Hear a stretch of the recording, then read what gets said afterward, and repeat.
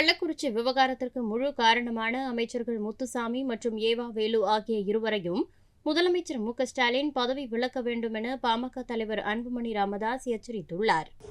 முதலமைச்சருக்கு எங்களுடைய கோரிக்கைகள், இந்த துறையை சார்ந்த அமைச்சர் முத்துசாமி அவர்கள், இந்த மாவட்டத்தை சார்ந்த பொறுப்பு அமைச்சர் ஏவா வேலு அவர்கள் இருவரும் பதவி விலக வேண்டும், இல்லது முதலமைச்சர் அவர்கள் பதவியை விலக்க வேண்டும், பொறுப்பிலிருந்து எடுக்க வேண்டும்.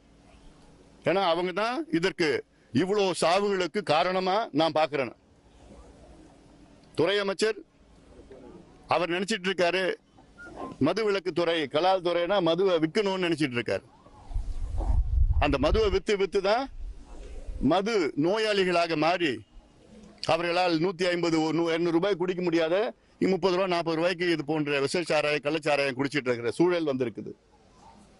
அடுத்தது காவல்துறை கண்காணிப்பாளரும் மாவட்ட ஆட்சியர், அதுவும் குறிப்பா மாவட்ட ஆட்சியர் மீது எங்களுக்கெல்லாம் எனக்கு தனிப்பட்ட முறையில் மிகுந்த கோபம் இருக்கிறது.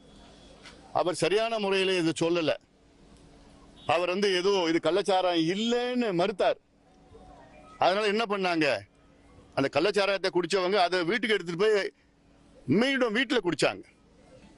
அதனால என்ன ஆச்சுன்னா, ஒரு நாள் தாமதமாக அனுமதிக்கப்பட்டார்கள் மருத்துவமனையில்.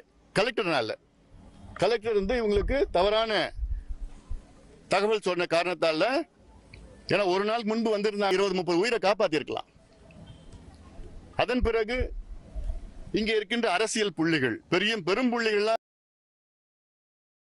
செய்திகளை உள்ளது உள்ளபடி தெரிந்து கொள்ள ரெஃப்ளெக்ட் நியூஸை சப்ஸ்கிரைப் பண்ணுங்க.